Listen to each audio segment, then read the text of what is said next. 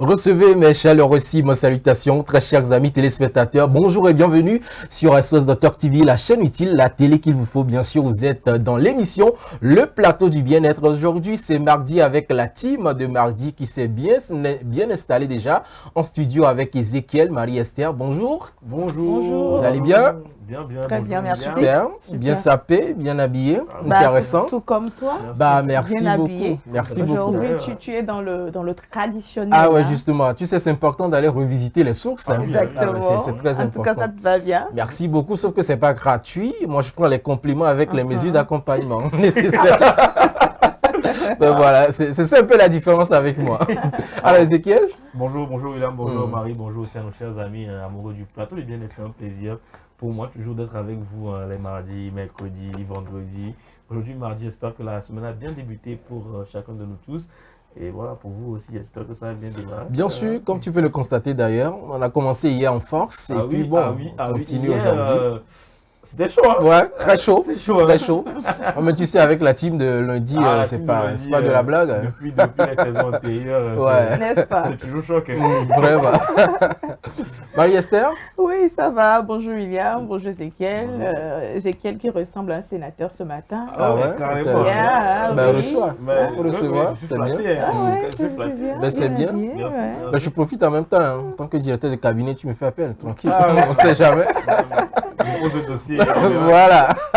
Bonjour. On dit ça, c'est mieux que Bac plus 5. Ouais, bien sûr. Quand tu fais comme ça, c'est bien mieux sûr. que Bac plus 5. Bien sûr. Bonjour très chers téléspectateurs, ravi de vous retrouver ce matin. Merci beaucoup pour votre fidélité de nous suivre tous les jours de lundi à vendredi sur la télévision SOS Docteur TV. Nous sommes encore là ce matin pour un nouveau numéro. Restez connectés, restez branchés. Hein. La journée sera remplie de couleurs, donc voilà. Rempli de couleurs. Intéressant. J'aime bien. J'ai envie de dire la messe, elle est dite. Amen, tout simplement. Voilà, chers téléspectateurs, le décor est planté. C'est parti comme ça pour une heure d'ambiance, bien sûr, de bien-être sur cette chaîne, bien évidemment, dans cette émission. On part tout de suite avec la toute première rubrique, comme vous le savez. Causerie, voilà, cette rubrique-là qui nous permet quand même de délier les langues, de dire beaucoup de choses et voilà, de sensibiliser, de conseiller, d'orienter, de guider, bien évidemment, avec la Team Choc de mardi. C'est parti.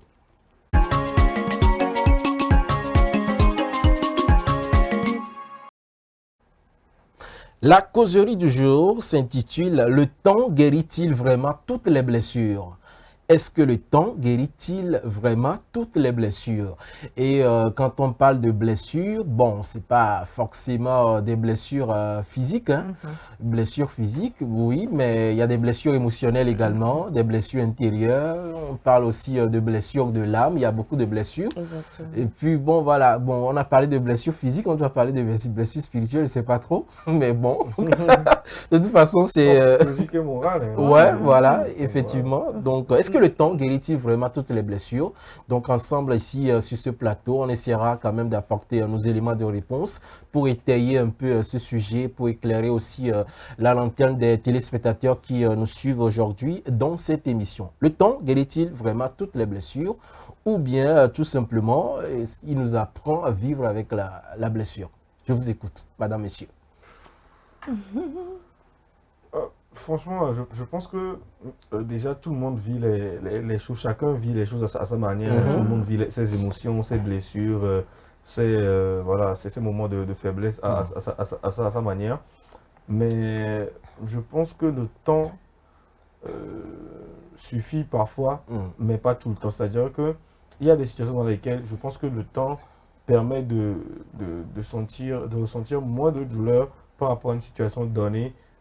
Que lorsqu'on l'a vécu dans l'immédiat ou bien au temps présent. Maintenant, ça dépend aussi des situations qu'on a vécues. Il y a des choses qui marquent à vie. Il y a des situations qui marquent à vie où vous ne pouvez jamais vous empêcher d'y penser ou ne serait-ce que revoir une personne par exemple déclenche en vous encore ce sentiment de faiblesse ou encore cette blessure-là. Donc il y a plusieurs situations qui peuvent justement vous amener à guérir d'une blessure avec le temps, mais est-ce que l'environnement et l'espace dans lequel vous vivez vous permettent réellement de guérir aussi cette blessure? C'est-à-dire que si vous avez été blessé dans un certain environnement, dans un espace donné, et que vous continuez à fréquenter cet espace-là, c'est difficile aujourd'hui voilà, de sortir de cette situation et de dire que avec le temps, on va s'en sortir.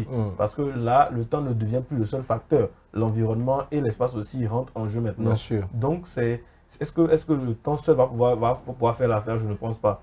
C'est vrai qu'on dit que lorsqu'il y a par exemple conflit entre peut-être deux personnes, le fait de passer du temps avec cette personne, même si vous ne vous parlez pas, il y a forcément voilà, c'est-à-dire qu'il y a forcément une situation qui va vous amener un jour peut-être à régler le problème ou à parler, c'est vrai. Mais est-ce que dans toutes les situations ça suffit? Est-ce que la situation que vous avez vécue avec la personne, est-ce que vous êtes assez, vous êtes toujours enclin à ouvrir la porte, à parler, à pardonner, ou bien, voilà, à comprendre la personne, bien à vous comprendre vous deux. Donc il y a tellement de facteurs qui entrent en jeu dans cette affaire. Mais pour moi, je pense que le temps ne suffit pas. Franchement, le temps ne suffit pas. Je pense qu'il faut aussi que l'environnement joue un rôle, bien évidemment l'entourage aussi joue un rôle pour que vous puissiez justement bénéficier de ce temps-là pour guérir des blessures que, voilà, que vous avez. Mais voilà, après ça dépend aussi des situations. Est-ce que je sais pas, est-ce que c'est par exemple, je sais pas, je prends l'exemple de par exemple de quelqu'un qui a été au chômage pendant longtemps et qui vit avec cette blessure-là, même si il trouve un travail. Est-ce que ça répare cette blessure? Je ne sais pas trop. Est-ce que ça répare le moment vécu? Je ne sais pas. On peut prendre aussi le cas de relations amoureuses où deux personnes finissent par exemple. Voilà. Est-ce que le temps suffit? Est-ce que, voilà, je ne sais pas. Est-ce que parfois, souvent par rapport aux relations, on est entre un peu le fait de renoncer ou avoir un peu d'espoir que ça peut encore toujours marcher, vous voyez. Donc, il y a tellement de facteurs. Je pourrais vous donner une panoplie de situations qui font que, oui, le temps peut-être seul ne suffit pas justement pour guérir les blessures. Il faut que l'entourage aussi, justement, entre en jeu pour que les personnes voilà, puissent passer à autre chose, on peut le dire entre guillemets, mais voilà, c'est difficile quoi. Alors moi j'ai envie d'ajouter, tu as parlé de l'environnement, de l'entourage, il y a aussi le cerveau, les émotions, il y a beaucoup de choses qui entrent en jeu. Mais là, ce que je comprends beaucoup plus dans ton intervention, ça c'est basé un peu plus sur la nature aussi de la blessure. Oui, je pense que c'est basé sur la nature de la blessure, bien évidemment, c'est-à-dire que ce n'est pas seulement la personne en face ou bien l'entourage, c'est-à-dire que la nature de la blessure est aussi importante. C'est-à-dire que ok, prenons le fait que je me suis chamaillé avec un collègue du boulot, par exemple. C'est un truc qui va plus rapidement passer parce que si je reste professionnel, eh bien, je vais continuer à collaborer avec mon collègue ou bien ma collègue en question sans forcément penser, voilà, sans trop le prendre à cœur. Voilà, sans forcément penser aux émotions. Voilà, on peut faire abstraction de cette émotion-là et continuer à travailler. Ça, c'est différent. Vous voyez, mais il y a des trucs qui marquent vraiment le cœur et qui... Voilà, qui font que c'est difficile parfois d'oublier. Exactement. Voilà, à la moindre réaction d'une personne, vous repensez à ça. Ou bien à la moindre image, à la moindre photo, vous repensez à ça. Ça, c'est plus difficile. Donc, je pense que la nature de la blessure aussi est un facteur important dans le fait de pouvoir guérir des blessures. Mais est-ce qu'on peut vraiment oublier une blessure profonde? En fait, je vais venir un peu... Faire un ajout? Non, pas un ajout. En fait, je veux vraiment parler par rapport à ce thème-là. D'accord. En fait, quand je pense que le thème en soi aujourd'hui sur le plateau, je pense qu'on veut parler plus des blessures qu'on ne voit pas. Parce que bon, voilà, parce que quand on parle de blessures physiques, voilà, on sait qu'il y a des traitements à suivre qu'on voit et puis on saura comment en fait prendre soin de cette blessure jusqu'à la cicatrisation. Et je pense que si cette blessure se cicatrise, bon, voilà quoi, les cicatrices sont là, mais bon voilà, bon, tu es là et ça passe, la douleur, ça passe. Donc voilà. Mais ce qui est vraiment, on peut constater aujourd'hui, il y a les blessures qui sont tellement invisibles que nous-mêmes, on est là, mais on ne sait même pas qu'on porte vraiment des blessures même en soi.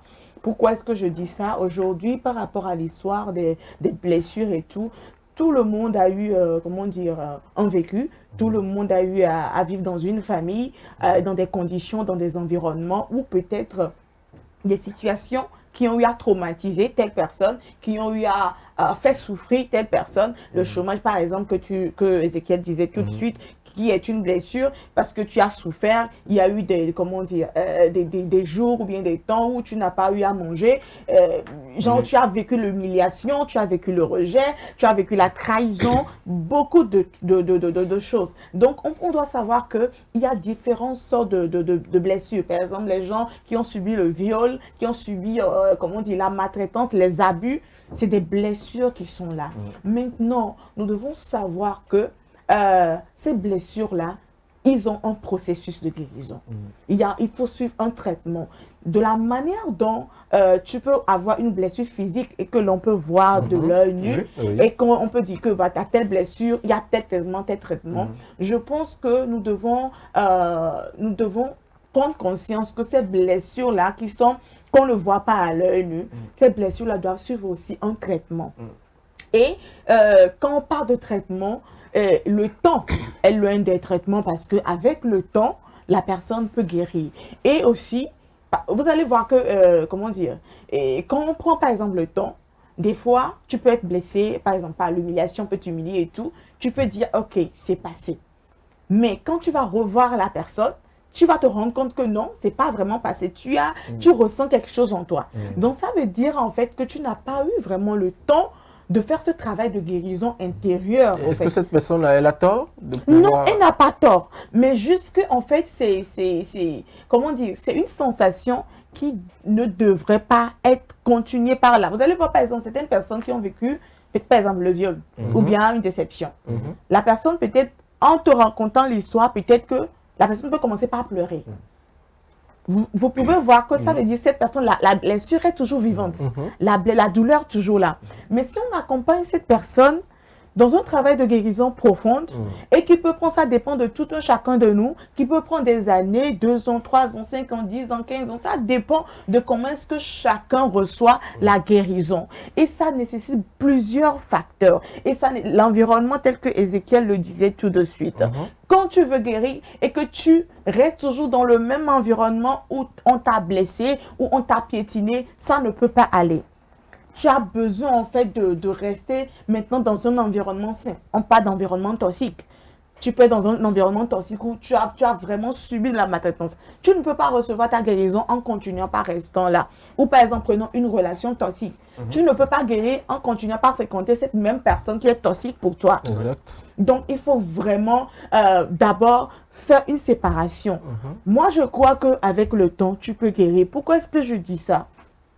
Quand on dit le temps, ça peut prendre 10 ans, 15 ans, 20 ans. Prenons par exemple le cas peut-être d'une personne qui a perdu quelqu'un de très proche. Voilà. En fait, les gens doivent comprendre qu'il faut savoir le deuil aussi. Genre, c'est faire le deuil.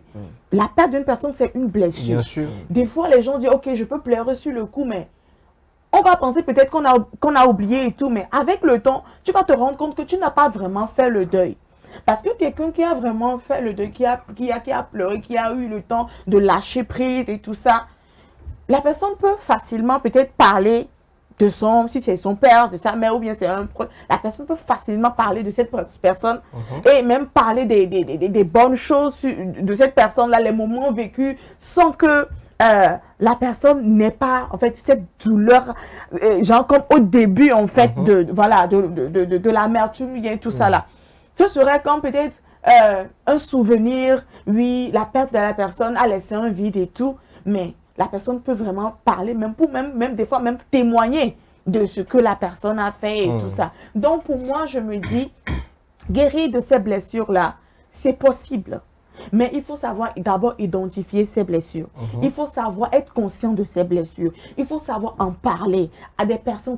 Il y a aujourd'hui des psychologues qui sont là, des thérapeutes qui sont là, des personnes qui sont adaptées à vous accompagner dans cette démarche-là. Vous écoutez parce que des fois, c'est juste en parlant, vous allez voir que vous allez commencer par vous reprendre, à être conscient que peut-être à identifier le type de blessure que vous avez et à laisser, maintenant, à lâcher prise et à laisser le temps de guérir. Et il y a le pardon aussi. Justement, je voudrais en parler. Il y a le pour pardon. vous demander, entre parler et pardonner, lequel est mieux pour parler d'une guérison définitive de blessure? Les deux sont les deux sont complémentaires. Moi, pas forcément. Les deux se suivent en fait. Pour moi, pas forcément. Pour toi, complémentaire. Non, en fait, Ézéchiel? si je dis complément, c'est-à-dire que les deux sont valables, si je peux me dire.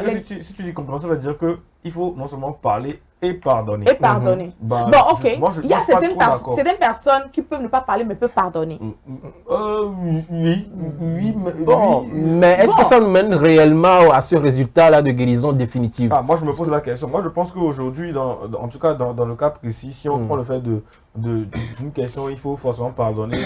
Moi, je pense que parler fait beaucoup plus de bien. C'est-à-dire que oui, vous pouvez parler à une personne, la comprendre sans forcément la pardonner.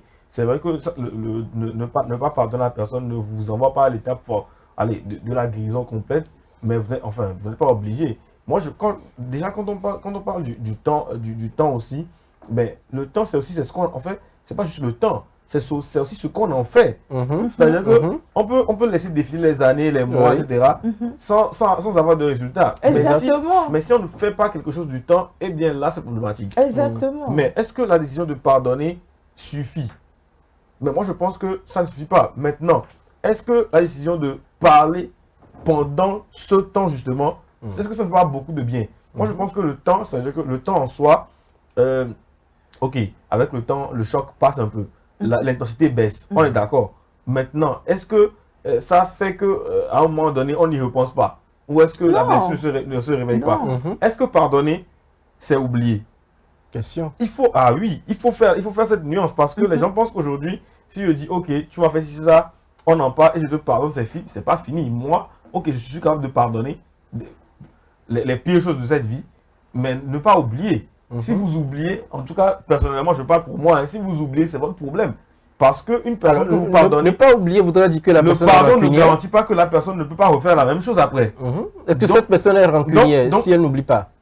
Moi, je pense plutôt ressasser. Moi, je pense que non. J'aimerais dire que, c'est-à-dire qu'une personne qui n'oublie pas, c'est une personne qui se sécurise. Et c'est tout à fait normal. Si... Tu veux parler de prudence? Je parle de prudence. C'est-à-dire que si aujourd'hui, William et moi avons eu un quiproquo et William s'excuse, il est de bon ton que je pardonne à William. Mais je ne suis pas obligé d'oublier ce qu'il a fait. Parce que je me crée une certaine sécurité pour que plus jamais personne ne me refasse la même chose. Et ça différencie, ça que la nuance de pardon et l'oubli. Et c'est ce que les gens, je pense, souvent négligent un peu. C'est-à-dire que pardonner à une personne et tu deviens comme avant, en tout cas avec moi, c'est pas possible. C'est-à-dire que en tout cas, ça dépend aussi du degré de ce qui s'est passé. Hein. Ouais, justement. Mais si moi, quelqu'un me marque vraiment à vie d'une blessure émotionnelle, ok, je peux pardonner, mais j'oublie pas.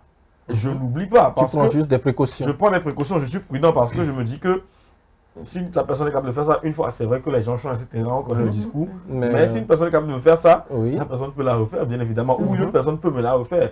Donc je pardonne ça, mais je n'oublie pas pour non seulement la personne en face de moi, mais aussi pour les autres personnes avec qui je vais partager mon quotidien. Et ça, c'est très important. Moi, je pense que c'est important de ne pas oublier. Oublier, c'est aussi se créer une sécurité. Enfin, pardonner, ne pas oublier, pardon, c'est aussi se créer une sécurité pour justement éviter que ça ne recommence. Parce que les blessures, c'est vous qui apprenez à en guérir. C'est vous qui faites les pas, c'est vous qui faites les efforts. C'est à vous de parler à des gens pour justement essayer de passer à autre chose. Donc si les gens viennent mettre en tout cas les poids de leurs émotions, les poids de leurs conneries entre guillemets sur vous, eh bien, c'est vous qui le vivez mal. Donc pour moi c'est important, oui, c'est vrai, parler, c'est important, pardonner, oui aussi, pas forcément à mon avis, mais il ne faut jamais oublier. Si vous oubliez, eh bien, je pense que vous êtes encore en train de recevoir la même blessure que vous avez déjà eue. Alors, ma question, tu permets, ma question, je remets ça dans un autre contexte. Dans un contexte où quelqu'un qui a perdu son parent, son papa ou sa mère, et que, bon, au fil du temps, il s'est rendu compte qu'en réalité, ça aurait été donc l'aide d'un oncle pour pouvoir subvenir aux besoins du papa en question qu'il n'a pas fait, et puis le papa a décédé. Et l'oncle a les moyens réellement. Maintenant, dans ce cas, est-ce que parler ou pardonner, quel sera le meilleur moyen de pouvoir avoir une guérison définitive? Oui, mais d'abord, en fait, quand on parle du pardon, il faut d'abord en parler de ce qui t'a fait mal, en fait. Est-ce que c'est une obligation? À qui? Voilà. À qui? Moi, je pense que ce n'est pas forcément à la personne en face qu'il faut parler. Enfin, à la personne qui nous a fait du mal qu'il faut parler. Non, pas forcément à la personne. En fait, à qui de droit?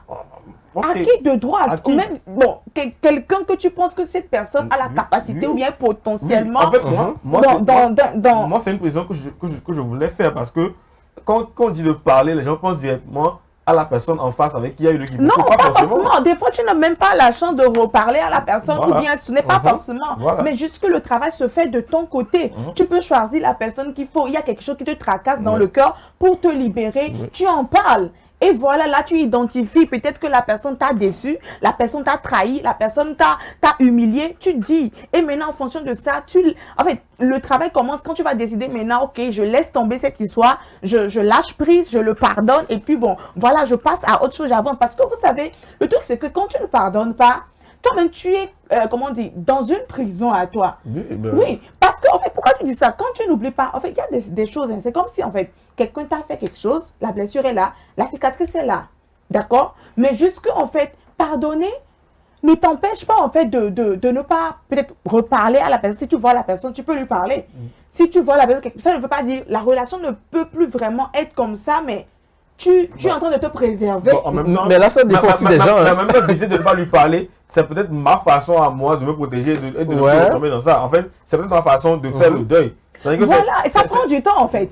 Ça prend du temps. Donc, je peux décider à la fin que pour ne plus avoir mal, de garder la blessure, de ne plus reparler à cette personne et de ne même pas la pardonner. Voilà. Histoire donc de cicatriser les blessures. En fait, je veux qu'on sorte vraiment des émotions et du business monde parce que on se dit souvent que, ok, on me dit souvent il faut pardonner, etc. Oui, c'est bien de pardonner. Moi, je suis d'accord avec ça, c'est bien de pardonner.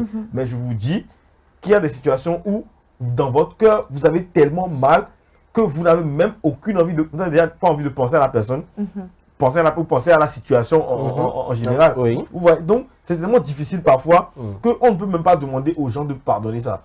Imaginez une personne à qui, par exemple, on a enlevé la vie, enfin, une maman ou un papa à qui on a enlevé la vie de son enfant, par exemple. Par exemple, prenons le cas du jeune qui a été assassiné dans le garage. Oui, justement.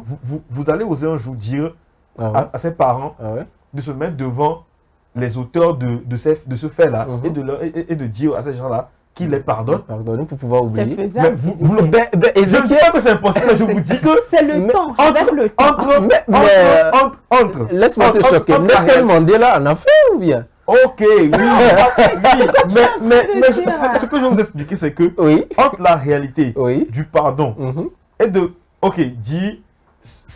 dire, je vous pardonne, et dans le cœur ou dans les émotions de le faire réellement, je vous dis qu'il y a un gros monde d'écart. Oui. Moi, je suis d'accord aussi. Moi, je pense, c'est vrai, pas expérience personnelle. Moi, j'ai déjà des gens que je les pardonnais sans forcément le faire réellement. Mais ce n'était pas forcément pour soulager ma peine à moi, mais c'était peut-être pour dire, ok, fin de l'histoire, je passe à autre chose. Voilà. Vous voyez, en fait, c'est en réalité ça. Mais est-ce que, moi, je vous parle des parents qui ont perdu leurs enfants. Je parle d'un parent qui a perdu son enfant à cause de quelqu'un qui l'a tué en réalité. Ce qu'il n'a même pas fait. Ce qu'il n'a même pas fait, pour dire les termes. Vous imaginez vous-même, vous dire à ses parents de dire, ok, papa m'a pardonné leur genre. C'est un peu simplement pardonner. Vous imaginez, c'est vrai qu'il y a un processus. C'est un processus. Je peux aller au bout. C'est vrai qu'il y a un processus. Il faut parler, voir des gens, voir les psychologues s'il le faut, parce que c'est la santé mentale qui est en jeu. Exact. On n'a jamais dit le contraire. Mais je vous dis, et je répète, et je martèle que entre le fait de le dire à cette personne que vous les pardonnez et de les pardonner réellement, il y a un gros monde d'écart. Alors finalement, il faut faire quoi? Moi, en fait, il faut donc faire le dur dans la tête pour... Finalement, pour moi, il faut faire la chose avec laquelle vous pouvez vivre longtemps. Il faut faire la chose avec laquelle vous pensez pouvoir vivre longtemps. Si vous pensez qu'aujourd'hui ne pas pardonner par rapport à une situation, c'est ce qui vous permet de mieux vivre, faites-le. Si vous pensez qu'il faut pardonner et avancer, faites-le. Si vous pensez que il vous faut du temps, une éternité, faites-le. C'est à vous de décider comment vous guérissez par rapport aux blessures que vous avez, parce que c'est vous qui ressentez les émotions. Ça, c'est très important, n'oubliez pas. Et moi, je pense que c'est les gens qui disent, ok, il faut pardonner parce que si tu ne pardonnes pas, tu vas continuer à penser à la situation, continuer à tu n'iras pas au paradis. Non, en fait, qu'est-ce qu'ils en savent? En fait, qu'est-ce qu'ils en savent? Moi, je vais vous dire personnellement, ma plus grande thérapie par rapport à une situation donnée, c'est d'y penser, d'y repenser, de tourner dans tous les sens, jusqu'à ce que je ne trouve plus de sens à ça. Et lorsque je ne trouve plus de sens à ça, je passe à autre chose, que j'ai pardonné ou que j'ai oublié ou que je ne sais. Tu es passé à autre chose. Je suis passé à autre chose. Et Et même si je y pense, ce n'est plus le même effet. Mhm. Ça n'a plus le même effet sur moi. Mhm. Donc pour moi, chacun peut trouver sa manière à lui Justement. de passer à autre chose. Mhm. Ne demandez pas aux gens forcément de pardonner ou d'oublier. Ça, c'est pas vous qui vivez la chose. Mhm. Donc c'est impossible à vous de savoir comment la personne vit la chose. Donc pour moi, chacun a sa manière de gérer ses émotions. Et donc plutôt moi je dis, faites comme vous le sentez. Si vous pensez que pardonner ça vous permet d'aller à autre chose, faites-le. Au cas contraire, faites ce qui vous permet de justement d'évoluer, voilà, être en paix. Et voilà, c'est ça. Tout ça. Marie-Esther? Oui. En fait, moi, d'abord, la personne doit comprendre qu'en fait, quand on parle de pardon à quelqu'un, c'est pour le bien de la personne. Mais d'accord, mais on doit savoir aussi que ce n'est pas facile. Le bien de qui, justement? De la personne qui pardonne, okay. Voilà. Oui. Donc, mais si la personne ne veut pas comprendre, parce qu'on sait que ce n'est pas facile de faire ce tact-là. Bon, par rapport à ça, j'ai une question pour toi. Est-ce que tu penses que la personne à qui on a fait du mal et qui pardonne, la personne qui pardonne dort mieux que celle à qui on a pardonné? C'est-à-dire qu'il y a une situation entre William et toi, et tu dis que tu pardonnes à William parce que c'est William qui t'a fait du mal. Peut-être à William. C'est-à-dire que tu dis à William que tu lui pardonnes. Est-ce que tu penses que la même nuit, tu dors mieux que William? Je ne vais pas mieux dormir que William. Ah. Parce que moi, je l'ai gardé dans mon cœur. Est-ce que tu penses que là, tu es guéri? C'est ça, en fait, le problème. Quand tu n'es pas guéri, ça veut dire que tu n'as pas pardonné. Ah, ça mais peut... quand tu pourtant, tu l'as dit. Oui, donc ça veut dire que c'est... Non, en fait, c'est ce que je vous dis. C'est ce même écart que je dis. Non. C'est que le truc, c'est que je veux me faire comprendre. La guérison, ça prend du temps. Jusqu'à ce que tu n'arrives au pardon, ça veut dire que tu as fait ton temps de guérison. Pas forcément. D'accord? Pas forcément. Parce que des fois, tu vois, il y a les pardons qui sont hypocrites, tel que tu l'as dit. Je peux dire, je t'ai pardonné. Mais comment identifier que je n'ai pas pardonné? Est-ce que quand tu revois la personne, tu peux encore sourire, tu peux encore être en joie, tu peux encore te confier en cette personne? Est-ce que tu peux... Ça veut dire que tu n'es pas guéri. Ça veut dire que tu n'es pas guéri si tu ne peux plus remanger avec la même personne. Si tu ne peux plus... C'est pour cela que je dis, est-ce que c'est obligatoire? Vous voyez, il y a dans le cœur de chacun, des fois, si par exemple quelqu'un t'a fait quelque chose, ou bien tu es offensé par une situation, tu peux voir que, ok, tu peux dire, j'ai pardonné. Mais quand la personne vient comme ça, peut-être que tu vas tourner. Prendre l'autre voie. Est-ce que c'est un souci? Tu ne peux même plus regarder dans les yeux de la personne. Ça veut dire que toi-même, il y a quelque chose encore dans ton cœur. Non, mais tu peux trouver quelqu'un qui peut te dire que lui, il est guéri, mais juste qu'il ne veut pas voir la tête de la personne. Cette histoire de blessure même, il y a beaucoup de personnes même qui ignorent ou bien qui refusent même qu'ils sont blessés.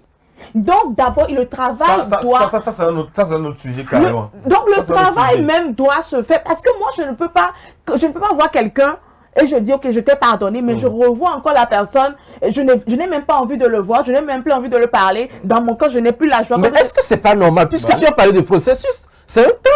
Si la personne dit je te pardonne et que quelques jours après, tu le vois. Moi, je pense que. Mais c'est pas si facile, il faut le dire. Je pense que désormais nous parlons le même langage avec Marie. Finalement. Parce que quand je parlais de l'oubli, c'est justement ça. Ce n'est pas facile. J'ai dit, je peux pardonner sincèrement quelqu'un et ne pas oublier. Et dans l'optique de ne pas oublier, quand je vois cette personne, je me dis, je vais encore connaître cette personne-là ici, il va encore se passer ça là, voilà. Je change de chemin. Justement. Ça ne veut pas dire que ça va pardonner. Bien sûr, c'est juste des précautions pour éviter la même chose. Pour ne pas... Exactement. Du temps, mais tu dois faire le travail. Non. Je ne pense pas. Pour que prochainement, quand tu vois la personne, tu puisses repasser la même voie avec la personne. Si une personne me fait du mal, ce n'est pas à moi de faire des efforts pour peut-être reconquérir la relation qui est entre nous. Que ce soit amical ou amoureux, je m'en fiche. C'est pas à moi de refaire les efforts pour réavoir la relation qu'on avait. Je peux pardonner à une personne, puis laisser voir. C'est-à-dire que je pardonne, puis laisser voir. Oui, bien sûr. Ça ne sera jamais comme avant. Mais ce n'est pas forcément à moi de faire le pas vers la personne. C'est là où ça fait appel à la prudence. Cette histoire de blessure et de pardon, même quand vous demandez au thérapeute, au psychologue, vous devez savoir que c'est pour votre propre bien. Pourquoi je dis ça? Aujourd'hui, il y a des maladies cardiovasculaires, il y a du stress, s'il te plaît, il y a de l'anxiété, il y a de l'angoisse. Toi-même, tu ne sais pas que c'est parce qu'il y a beaucoup de choses dans ton cœur, des situations que tu as refoulées. Non, c'est passé. Des justement, parfois, il faut pardonner, prendre ses distances. Si vous dites que vous avez pardonné, mais au fond de vous, si vous êtes avec le miroir vous-même, vous voyez que telle personne, ça ne va pas. Ce qui nous tue réellement avec cette histoire, c'est qu'on ne trouve pas les bons moyens de se réaliser. Vous n'êtes pas obligé. Exactement. Quand on parlait de parler à quelqu'un, on n'est même pas obligé de parler à quelqu'un. Hein. Moi, aujourd'hui, le simple fait d'aller, de mettre mes chaussures, d'aller courir, de faire footing, j'extériorise énormément. Et ça, parce que tout le monde a sa façon de... Et ça, Marie-Esther, ma santé cardiovasculaire va très bien, je te rassure. Et c'est le fait de garder... Ça, c'est une très belle information. Ah oui, parce qu'il faut le dire. Parce qu'on a longtemps trompé les gens par rapport à cette situation. Oui, justement. Si tu ne parles pas, tu gardes dans le cœur. Mon ami va courir. Tout le monde a sa façon de pouvoir évacuer. Tu as détecté ta manière de s'évacuer. Donc ça ne limite pas la personne, par exemple, qui a envie de parler. Il y a d'autres personnes, c'est l'écriture. Non, il y a d'autres personnes, c'est l'écriture. Justement, tu le rejoins. Tu le rejoins finalement. Il y a d'autres personnes. Donc il faut savoir identifier. Donc ne limitons pas que d'autres personnes. Si les gens veulent parler, ils n'ont pas parlé. Tout le monde a sa façon de pouvoir évacuer le stress, c'est ça. En fait, c'est pour annihiler l'argument du fait que si tu gardes dans ton cœur, santé et cardiovasculaire, voilà, justement, si tu arrives déjà à évacuer. Parce que... Vous savez, il y a des personnes même, ils ne savent même pas, ils vont à l'hôpital, ils vont chez un psychologue. C'est en leur posant des questions même qu'on arrive même à trouver que c'est cette situation qui est à la base de telle chose. Ouais, mais bon, ça c'est... Un problème qui est arrivé... Ça, c'est un autre cas. Un problème qui arrive peut-être dans 20 ans, un trauma que peut-être il a refoulé, il pensait que c'était fini, alors que c'est ça qui est là, à la base de... Ça, c'est un autre cas. L'histoire des blessures, c'est très profond. Oui, bien sûr, je suis d'accord avec toi. Le manque de pardon. J'ai envie de vous demander, est-ce que finalement, est-ce qu'on peut guérir complètement d'un deuil, par exemple, d'une trahison, des sessions ou ruptures? Vous pensez on peut en guérir complètement et l'oublier? Pour moi, ça dépend de chaque situation que tu as citée. Moi, je pense que les deuils, c'est difficile d'en guérir. Sans même qu'on voit les cicatrices après et s'en rappeler. Moi, je pense que les deuils, c'est le plus particulier. C'est très difficile de guérir du deuil. Parce que c'est une personne que vous ne reverrez jamais. Et si encore vous avez des regrets par rapport à cette personne, c'est encore pire. Donc, pour moi, c'est un cas particulier. Les ruptures, oui. Aujourd'hui, vous avez une personne avec qui vous avez vécu de belles choses, mais après, vous n'êtes plus ensemble. Vous pouvez retrouver quelqu'un avec qui vous vivez encore de plus belles choses qu'avec cette personne. Et là, vous ne pensez plus forcément à ce que vous avez vécu avant. Oui, il y a ce cas aussi. Oui, ça, on peut en guérir complètement. Et voir, même si vous vous mariez avec la personne actuelle, c'est encore mieux. Que vous y pensez encore moins. Donc voilà, ça peut arriver. Maintenant, pour ce qui est des émotions en général, je pense que c'est difficile. C'est-à-dire que c'est difficile de complètement guérir. Mais je pense qu'avec le temps et de ce qu'on en fait, on peut justement passer à autre chose ou bien, comment employer le bon terme. Voilà, on peut essentiellement baisser l'intensité justement de la douleur par rapport à la situation et pouvoir vivre avec. Donc ça, c'est pour moi, en finalité, ce qui peut se faire en termes de blessures, de temps et de ce qu'on en fait. Voilà, merci beaucoup Ezekiel. Marie-Esther, pour terminer rapidement. Moi, pour ma part, tel que Ezekiel a dit, par exemple, au niveau du deuil, c'est vraiment quelqu'un qui était proche et tout ça. Donc, il faut vraiment, on ne peut pas dire on va oublier cette personne, on ne peut pas l'oublier. Mais on peut guérir, on peut faire le deuil et avancer. Voilà, de façon progressive et avancer et retrouver la joie. Mais on ne peut pas oublier automatiquement cette personne. Et par rapport aux déceptions amoureuses, il a si bien dit également, tu peux vivre une déception amoureuse ou bien plusieurs déceptions, mais tu vas trouver une autre personne qui va te redonner cette joie-là, ou bien tu vas trouver genre un autre départ carrément où tu vas même plus penser, tu vas même dire merci à Dieu parce que Dieu merci, tu n'es pas resté dans ça. Ah, Dieu est fidèle. Dieu est fidèle, donc voilà. Bonne chose, le fidèle. Donc tu vas même carrément oublier. C'est ça, on dit que quand tu penses que tu as fait le problème, pense à la personne qui veut te rencontrer ton ex et qui pense qu'elle a trouvé l'amour de sa vie. Alors qu'en réalité, il sait ce qu'il attend. Donc voilà. Maintenant, par rapport aux autres blessures, en fait, c'est le temps. Il faut juste être conscient, d'accord, et progressivement accepter de faire ce travail sur soi là et laisser le temps guérir et avancer. Donc, voilà, moi je dirais tout simplement que c'est le temps, je suis d'accord avec vous, mais ça dépend aussi de ce que vous en faites, comme tu l'as dit, par rapport à tout ce temps, les actes ou bien les actions que vous menez pour vous conduire progressivement vers cette guérison définitive. Et surtout, retenez que le temps ne ferme pas automatiquement toutes les blessures, mais il donne surtout l'espace nécessaire pour les soigner, les comprendre et parfois même apprendre à vivre avec leurs cicatrices tout simplement. Parce que quoi qu'il en soit, les blessures, il y en aura toujours, mais l'essentiel c'est de pouvoir y arriver et et puis bon, passer à autre chose comme Ezekiel, tout simplement. Soit vous courez, soit vous vous adonnez à une passion, un hobby, un loisir qui vous permet de pouvoir évacuer, d'être à l'aise et puis tranquille. Pour moi, personnellement, c'est le sport et l'écriture. Voilà, et justement, ça fait du bien également, puisqu'on parle de santé mentale, ça fait du bien, soit du sport, soit des activités, la lecture, le voyage, voilà, tout ce que vous pouvez faire comme passion, voilà, ça vous permettra quand même de pouvoir évacuer, être en bonne forme, et nous serons ravis de vous retrouver quand même tous les jours pour vous donner le meilleur en matière du bien-être sur Essence Docteur TV. Voilà, qui me fait donc à la rubrique causerie du jour. On va passer tout de suite à l'information du jour, mais bien avant la petite pause publicitaire, on revient juste après. Ne quittez pas.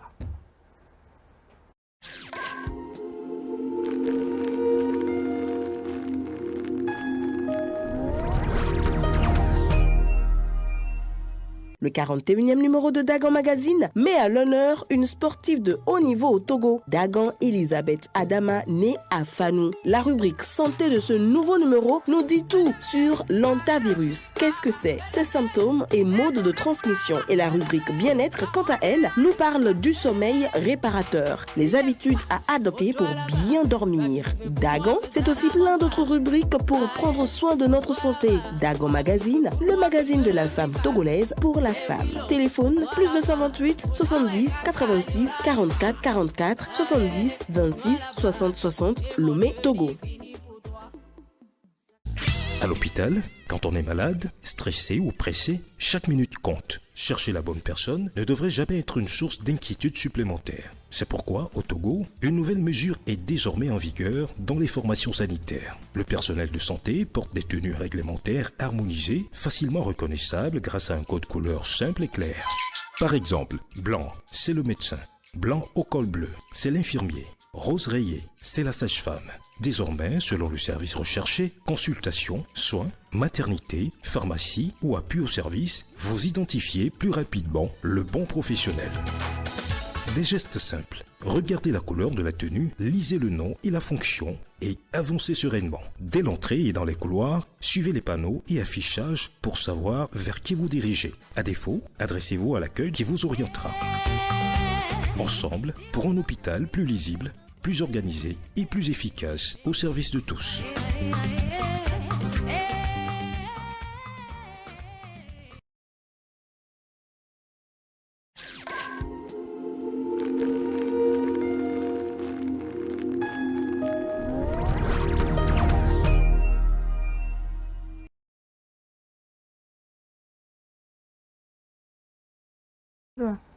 Voilà, nous sommes de retour donc sur ce plateau et on a donc l'équipe au grand complet, bien évidemment. C'est vrai que ça chauffait tout à l'heure lors de la pause publicitaire. J'espère que ça peut aller. Hein. Ça va. Ouais, cette affaire de blessures là.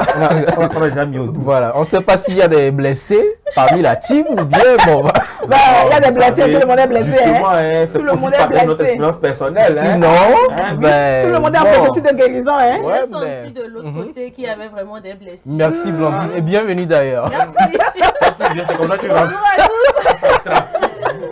Bonjour également à nos chers téléspectateurs. Je vous espère en forme. Très ravi de vous retrouver pour ce tout nouveau numéro de cette émission. J'espère que vous prenez plaisir. En tout cas, moi j'ai pris un plaisir fou à suivre la causerie de l'autre côté. C'était très intéressant. Surtout, très j'ai intéressant. cru que Ézéchiel et Marie allaient venir au milieu. Pour réellement se régler. blesser. On va pas On peut maintenant. Toujours dans le calme, dans le respect, oui. dans l'amour professionnel. Ouais. N'est-ce pas? Oui, oui, oui. En tout cas, c'est bien. J'espère que les esprits se sont calmés. Mais Oh, oui, oui. Bon, on espère bien. hein. Non, mais- même pendant la publicité, c'était pas bon, évident. la publicité, vous savez, il faut toujours continuer à tenir la chaleur de l'émission. Hein. C'est bien. Tout ça pour le bien de nos chers amis. Ouais. Donc, C'est bien. Tu as de très bons arguments. Intéressant. Alors, on va passer à l'information du jour avec le jingle et c'est parti.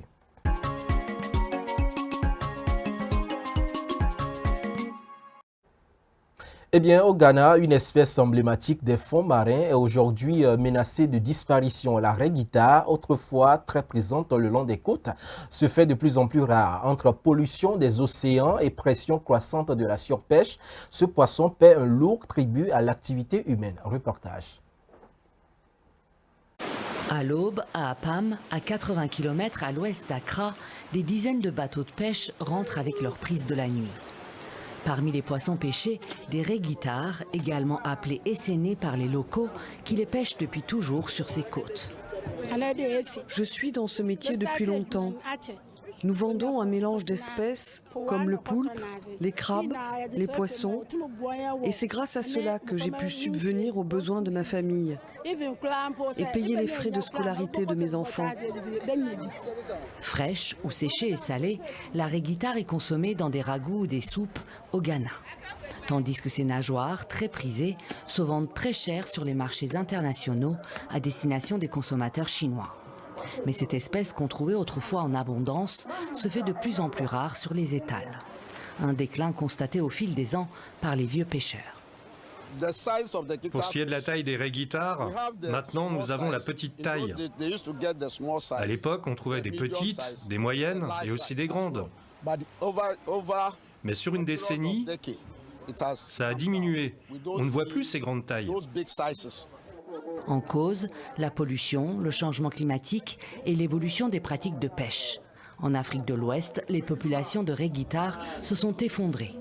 L'espèce figure désormais parmi les poissons marins les plus menacés. Alors, pour le biologiste Issa Sédou, chaque retour de pêche rappelle l'urgence de protéger ces poissons.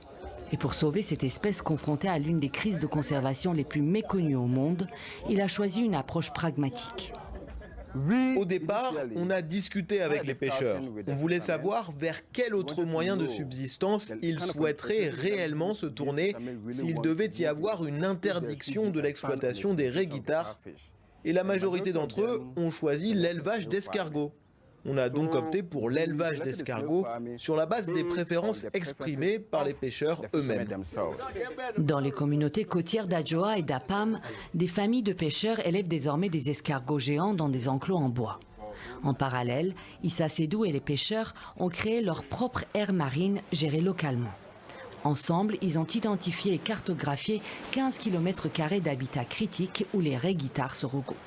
Un espace dont les pêcheurs sont désormais les gardiens.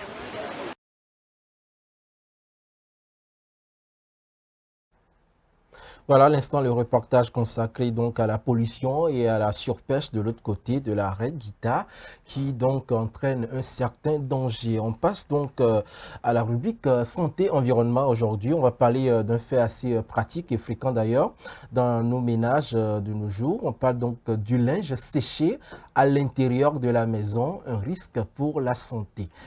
Linge séché à l'intérieur de la maison, un risque pour la santé. Vous savez, en saison des pluies, ou soit par manque d'espace, il y a beaucoup d'entre nous qui font donc sécher leur linge à l'intérieur de la maison, un geste assez pratique.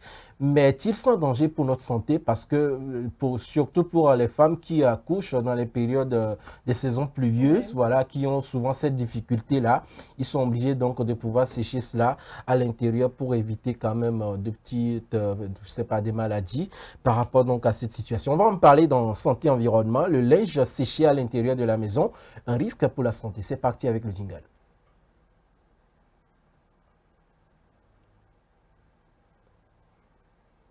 Alors, on continue en attendant qu'on soit près de l'autre côté de la technique. Le jingle n'est pas coopératif. Voilà, de toute façon, on va y aller. Alors, je vous le disais tantôt, lorsque le linge humide sèche à l'intérieur, il libère une grande quantité d'humidité dans l'air. Et donc, si la maison elle est mal aérée, cette humidité s'accumule et favorise le développement des moisissures et des acariens. Voilà, ce sont des petits insectes invisibles à l'œil nu qui peuvent même nuire à la santé. Maintenant, quels sont les risques pour la santé? D'abord, il faudrait donc sécher régulièrement du linge dans une... Alors, il faut retenir que sécher régulièrement du linge dans une pièce fermée, mal aérée par exemple, peut favoriser l'apparition des moisissures sur les murs et sur les plafonds, comme je le disais tantôt, ou carrément aggraver les allergies et les crises d'asthme pour ceux-là qui ont donc qui souffrent des maladies respiratoires et provoquer aussi des irritations des voies respiratoires. Ça peut aussi favoriser la prolifération des acariens, j'en parlais tout à l'heure, qui sont responsables de nombreuses allergies et aussi rendre l'air de la maison plus lourd et moins sain, surtout quand vous avez les personnes âgées ou peut-être des enfants. Là, c'est quand même compliqué pour ces gens de personnes-là. Maintenant, comment comment éviter donc ces risques-là? Tout d'abord, il faut privilégier le séchage du linge à l'extérieur, lorsque cela est possible, bien évidemment. Et aussi, si vous devez sécher le linge à l'intérieur, ouvrez les fenêtres pour bien aérer, voilà, j'y arrive finalement, la pièce. Comme je le disais tantôt, si la maison elle est mal aérée ou la chambre mal aérée, forcément, vous aurez donc des problèmes au niveau donc, des voies respiratoires. Et choisir un endroit bien ventilé, loin des chambres à coucher. Et aussi, éviter d'entasser une grande quantité de linge dans une petite pièce. Ça aussi, c'est très important pour ceux qui sont dans les sanitaires ou bien une pièce, voilà, qui mélange tout avec magasin. Bon, bref, je n'en parle pas, vous connaissez. Essorez correctement le linge avant de l'étendre afin de réduire l'humidité. Et enfin, si votre logement est souvent humide, eh bien, pensez à améliorer la ventilation ou à utiliser un déshumidificateur si vous en disposez, bien sûr. Ou carrément, vous ouvrez les fenêtres, les portes, voilà, pour essayer quand même d'aérer de façon naturelle la chambre, voilà, ou votre pièce, et puis le tour est joué. Donc, en conclusion, il faut retenir qu'un geste aussi simple que faire sécher son linge peut avoir un impact sur la qualité de l'air que nous respirons, ce que beaucoup d'entre nous ignorent aujourd'hui. Et en adoptant de bonnes habitudes d'aération, vous protégez votre maison et surtout votre santé. Donc, vous êtes en fait loin des problèmes de, je sais pas, des maladies, des voies respiratoires, le rhume par-ci, les crises d'asthme, et voilà, tous ceux-là qui sont beaucoup plus allergiques à la poussière et tout ce qui va avec. Donc, c'est quand même important de prendre toutes ces précautions si vous choisissez de pouvoir sécher le linge à l'intérieur de votre maison. Voilà. Voilà tout ce qu'on peut noter. Quelque chose à ajouter, mes chers? Sinon, clair, hein? Le message est clair, le message est très bien passé d'ailleurs. Surtout pour nos mamans qui accouchent en période pluvieuse. Oui. En tout cas, je pense que le message vient à point nommé pour elles parce que généralement, ce sont elles qui ont l'habitude de faire sécher le linge à l'intérieur des chambres. Exactement. Surtout au salon, parce qu'on se dit au salon c'est un peu plus aéré, mais il faudrait qu'elles pensent maintenant à pouvoir ouvrir les fenêtres, ouvrir la porte grandement pour permettre à ce que la salle ne puisse pas accumuler l'humidité pour qu'il n'y ait pas de moisissure. Parce qu'aujourd'hui, si vous allez fouiller un tout petit peu, les moisissures créent vraiment des maladies pulmonaires. Donc, si on a la possibilité de faire des actions, de mener des actions pour pouvoir éviter ce genre de maladie, pourquoi pas? C'est important, avec plaisir, toujours. Et on va passer donc au mot d'ordre aujourd'hui qu'on suivait depuis hier. Exactement. Le gaou n'est pas gaou avec toi? Ah oui, un gaou n'est pas gaou.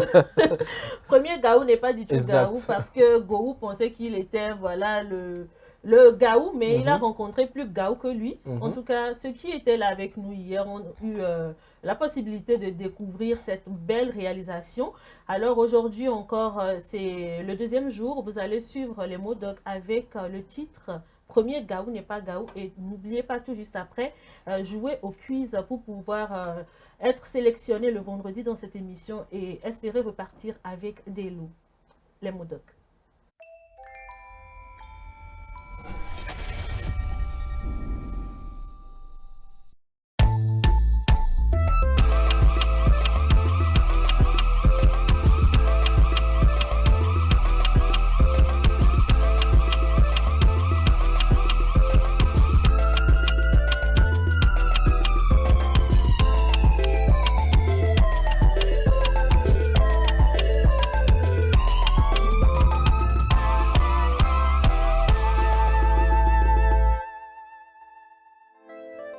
Audrey, là, tu ne pourras pas la voir. Audrey, elle va bouffer tout ton argent, il n'y a rien. Ce qui se passe entre Audrey, là, tu n'es pas au courant de quelque chose. Ça déjà fini. Côte. Oui? Bonjour, monsieur. Bonjour. Bonjour, je suis venu faire une consultation. D'accord, tout à fait.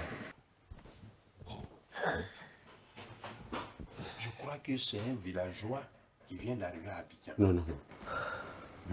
C'est plutôt un cultivateur, un vieux cultivateur analphabète. Oui, c'est ça. Aujourd'hui, on va bouffer l'argent de VA.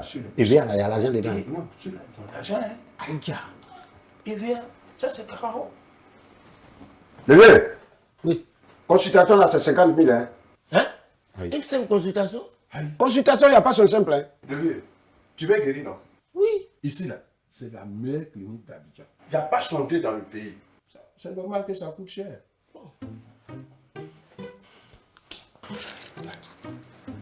Docteur Gou. Oui, docteur Dao. Oui. Après, quand tu vas prendre l'ordonnance, voilà, docteur Dao, donne. Docteur Gou. Bien, quand il s'agit d'argent, là, il ne faut pas mettre tes segments de couche là-dessus. De l'argent, ça me revient direct. Oui, je sais. Mais alors, il m'a donné. et c'est ça qu'on doit donner. Il ne faut pas m'énerver. Bon, pardon, docteur. D'accord. Bon, le on va déjà analyser. Enlève ton chapeau. Enlève le chapeau. On va essayer d'analyser le cuir chevelu. Donc, restez tranquille. Restez tranquille. Ah, Non, attends. Voilà. Oui. Le vieux. Ça, il faut être courageux. Hein. Voilà le résultat déjà. Selon les analyses, le nerf sciatique est passé par la cuisse chevelue pour atteindre le pancréas directement. Et donc, si on ne fait pas quelque chose, ça risque de te tuer. Non, c'est pas bon. Voilà. Donc, ça fait 100 000 francs pour te soigner. Pour la consultation? 50 000. Oui, 100 000 francs pour les soins. 100 000 francs pour les soins? Oui. Voilà, c'est tout. Je peux déjà porter le chapeau. Oui, porte le chapeau. Et puis, tu as donné 100 000 là. D'accord, donc il faut voir l'oreille en même temps. Il faut voir l'oreille d'abord. Attends. Donne. Oh, donne. Il faut donner l'argent là. C'est quoi? Je te parlais. Quand il s'agit d'argent, il faut te calmer. Il faut faire attention. Mais j'ai pris là, c'était pour te remettre. C'est un mauvais serviteur. Hein? D'accord. Moi, je te parle. Oula, doyen. Oh, toutes mes excuses. Comment ça va? Très bien. Désolé, j'étais en réunion, du coup, j'ai pas pu décrocher avant. C'est ça. Ça va un peu? Et ça va. Et là, ça m'a permis de faire en connaissance avec les nouveaux collègues. Non, c'est pas collègue. Non. Tout à l'heure, docteur Gou. Non, c'est pas docteur. Il était en train de dire à docteur Dao. Docteur Dao? Lui n'a jamais été docteur ici. C'est un gardien. Bon, j'étais pas seul. D'accord. Docteur, c'est arrêté. Toi, tu fais quoi là? C'est Go qui m'a appelé. Ça, c'est combien? C'est pas vrai. C'est pas tout? Docteur Gou, mais 50 000. Non, il n'est pas docteur. C'est pas docteur. C'est ce que je lui ai dit. Dao. Remettez-lui son argent. Il faut donner l'argent. Non. C'est pas tout mon argent. Comment ça? Remettez-lui son argent, on n'a pas que ça à faire. Docteur, je te jure que c'est 50 000 francs. C'est pas 50 000, c'est 70 000. On avait pris 170 000 francs ici. Non, c'est pas 50 000 qu'il a donné. Go. Mais, remettez-lui ses 20 000. docteur, c'est 50 000. Remettez-lui ses 20 000.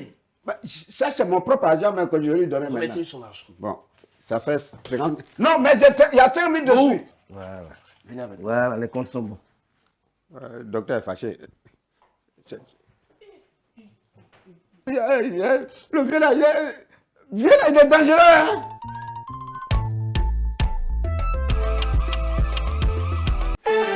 Bienvenue au quiz game du jour des mots doc. Lors d'une consultation, le médecin commence généralement par A. Interroger le patient sur ses symptômes. B. Prescrire immédiatement des médicaments. C. Faire une opération. D. Donner un certificat médical. Envoyez votre réponse via WhatsApp sur le +228 70 18 43 43 et gagnez divers lots, des bons de consultation, un bilan de santé, une super enveloppe de 10 000 francs et plein d'autres surprises dans le fou rire avec Michel Gou. Les gagnants seront tirés au sort parmi les bonnes réponses chaque vendredi dans votre émission Le Plateau du Bien-être. SOS Docteur TV, la chaîne utile, la télé qu'il vous faut. Premier Gaou n'est pas Gaou. Oh. Ah, Gangerewa. Deuxième Gaou qui est Nyatao. Voilà. Go nous a fait revisiter le temps. Ah oui, sacré Gaou, on a vraiment eu. Il ne s'y attendait vraiment pas. En tout cas, mais ça ne va quand même pas l'empêcher de reprendre le lendemain. Bien sûr, lui n'a pas le temps. C'est la prochaine fois, on va voir encore une autre couleur. Lui, il ne se décourage jamais. Il faut toujours trouver des opportunités pour s'en sortir. Il est résilient dans le banditisme. Ouais. Alors, voilà, c'était les mots doc. J'espère que vous avez pris le temps de vraiment noter les questions et que vous avez déjà envoyé votre réponse au numéro indiqué. On espère vivement que vous puissiez être sélectionné le vendredi dans le tirage au sort qui se fera en direct dans cette émission, bien entendu. Alors, nous allons poursuivre, c'est le tout dernier virage vers la fin de cette émission. Et il s'agit maintenant de À l'hôpital. Et aujourd'hui, nous parlerons d'un allié très fort des mamans, celles qui viennent tout juste d'accoucher. Nous allons parler du tire-lait. Est-ce que vous connaissez le tire-lait, vous deux? Moi, non. Je ne parle même pas de Marie-Esther, vous deux. On est quand même assez culture pour savoir c'est quoi le tire-lait. Mais là, on attend de voir de quoi il s'agit. C'est toujours d'actualité. N'est-ce pas? Parce que ce qui est sûr, on ne vit pas dans une caverne. Ouais, Jacques reviendra lundi pour nous parler. Donc, si c'est les tigres au lait qui font aussi tomber les choses, on verra ça. N'est-ce pas, Jacques Coucou, au passage? Tu as trouvé un bon lien. Ouais. En tout cas, nous allons parler du tire-lait dans cette émission ce matin avec Marie-Esther dans la rubrique À l'hôpital et ce sera juste après le jingle.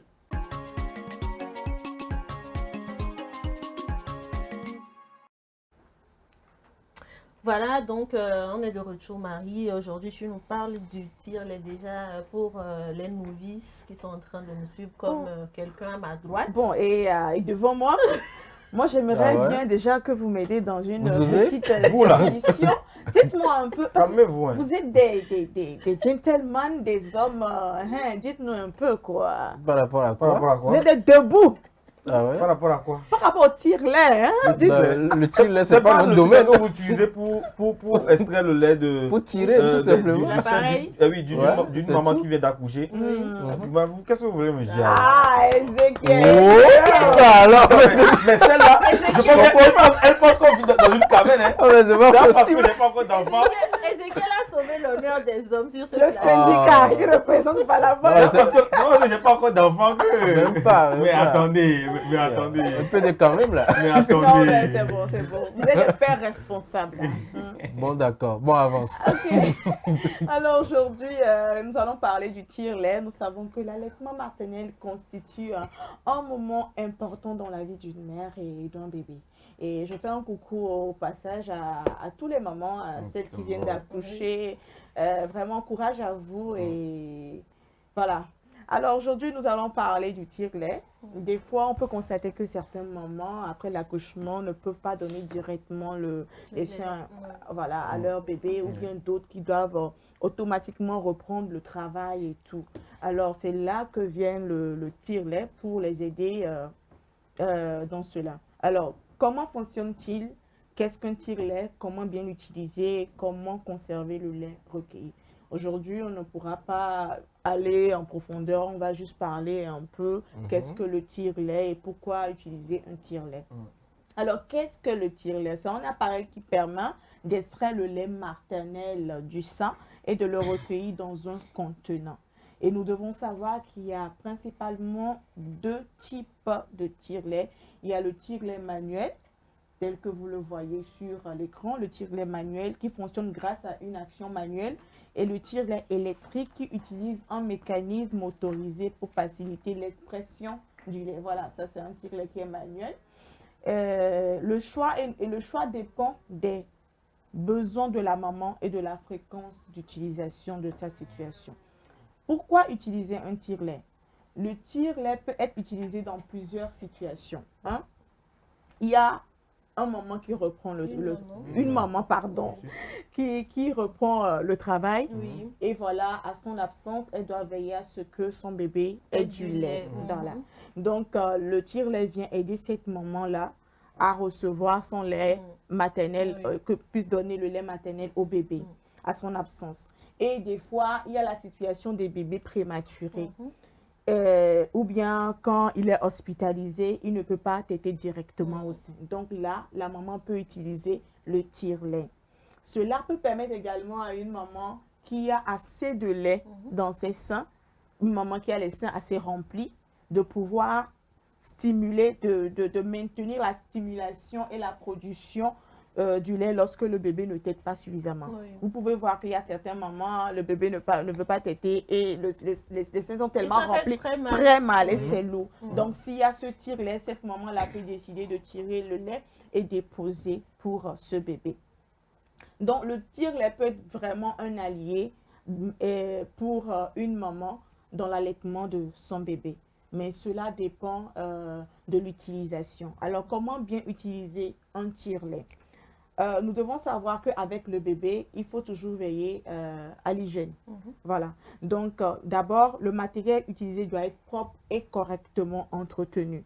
Il faut veiller à cela. Et la maman doit ensuite s'installer dans une position confortable. Parce que quand la maman est stressée, quand la maman n'est pas vraiment assise confortablement, le lait ne peut pas sortir comme il le faut. L'écoulement devient plus difficile. Donc, il faut vraiment veiller à cela. Et pour finir, il faut placer correctement la téterelle sur le sein. Quand je dis téterelle, c'est l'accessoire plastique en fait, ou en forme de silicone qu'on met sur le sein pour pouvoir absorber, voilà, extraire le lait. Donc voilà. Ça, c'est pour la première partie, la semaine prochaine. Voilà, nous allons parler plus de la quantité de lait qu'on peut tirer et comment conserver le lait maternel et comment entretenir son tire-lait. Surtout l'entretien. L'entretien, c'est très important. C'est très important. Donc voilà, un peu aujourd'hui, à tous ces mamans-là qui viennent d'accoucher et voilà, qui rencontrent ces genres de situations, le tire-lait est vraiment un allié pour elle de... Voilà. Merci. On est resté à mi-chemin, mais bon, ça va. Ça va, on a quand même l'essentiel. Exactement. Pour gérer en attendant la deuxième partie. Dans la deuxième partie, bien sûr. Merci beaucoup, Marie-Esther. Je pense que la semaine prochaine, on aura voilà, à mieux découvrir ce qu'est le tire-lait concernant l'entretien et surtout concernant la méthode de conservation du lait, parce que c'est aussi très important pour nos chers bouts de chou pour qu'ils ne tombent pas malades. Merci beaucoup. On se donne rendez-vous le mardi prochain dans cette émission, dans la rubrique à l'hôpital pour la suite du thème le tire-lait. Mais pour l'heure, nous allons rendre l'antenne parce que nous sommes pratiquement arrivés à la fin de cette émission. Merci beaucoup à vous, chers téléspectateurs, d'avoir été en notre compagnie. Merci à toute l'équipe de la réalisation et merci également à vous, chers avec plaisir, amis, toujours. sur ce plateau.